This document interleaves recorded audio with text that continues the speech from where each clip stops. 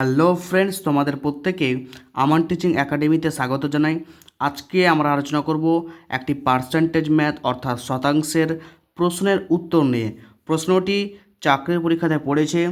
তো তোমরা দেখতে পাচ্ছ রেলওয়ে গ্রুপ ডি 2018 সালে পড়া একটি প্রশ্ন। চলো প্রশ্নটি কীভাবে সলভ করা যায় স্টেপ বাই স্টেপ দেখি। প্রশ্নে বলেছে একটি পণ্যের দাম 20% বাড়ানোর পর 600 টাকা হলে আগের দাম কত? এরকম প্রশ্ন চাকরি পরীক্ষাতে প্রায় পড়ে।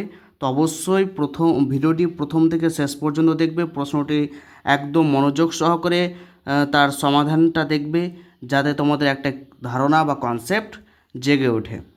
তো চলো কীভাবে প্রশ্নটি সলভ করা যায় দেখি।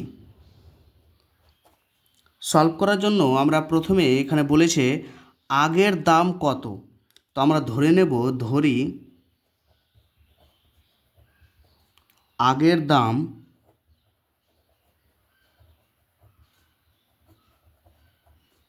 ইজ ইকুয়াল টু এক্স টাকা। তাহলে আমরা ধরে নিলাম আগের দাম হচ্ছে এক্স টাকা। এবার নেক্সট বলছে যে 20% বাড়ানোর পর, তাহলে 20% যেহেতু বাড়িয়ে দিয়েছে, তার মানে 100 আর ছিল 120% হয়েছে।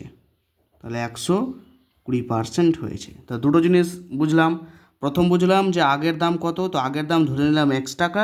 অ্যান্ড দ্বিতীয় যে 20% বাড়িয়েছে, তার মানে আগে 100% ছিল, এখন হয়েছে 120%। তাহলে 120% এবং বাড়ানোর পর বলছে 600 টাকা হলে, তার মানে 120% ইজ ইকুয়াল টু 600, বা বলতে পারি 120/100 ইজ ইকুয়াল টু 600, এটা বলতেই পারি।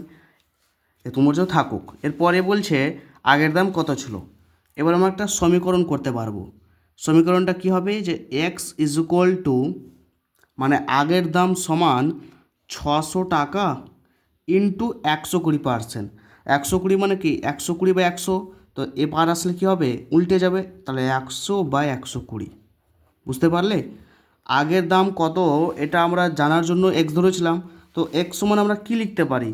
এক্স সমান লিখতে পারি যে বর্তমান টাকা এবং কত পার্সেন্ট বেড়েছে। এই বর্তমান টাকা মানে বাড়ানোর পর যে টাকাটা এবং কতটা বেড়েছে, এই দুটো যদি মাল্টিপ্লাই করি তাহলে আমাদের কিন্তু আগের দামটা চলে আসবে।